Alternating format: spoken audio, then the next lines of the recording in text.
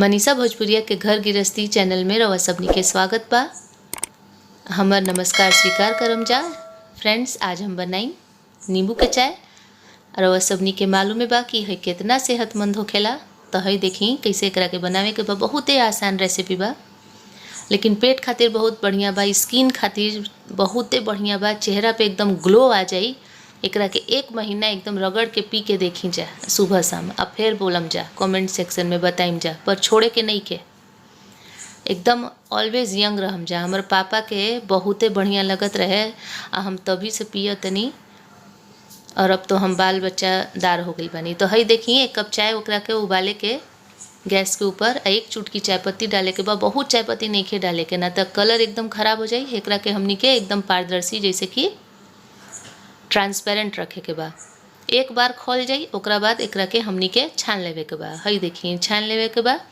रवा सबनी के चीनी पसंद बा तो थोड़ा सा चीनी डाल लीम, उहे घरिया जब चाय पत्ती डाले के रहेला।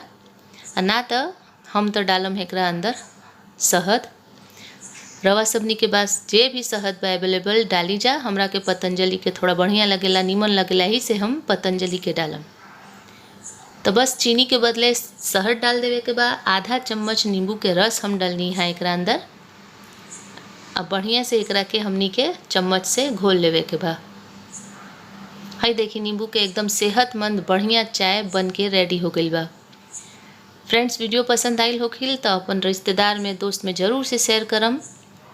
देखे खातिर बहुत बहुत धन्यवाद। नमस्कार, टाटा, बाय बाय।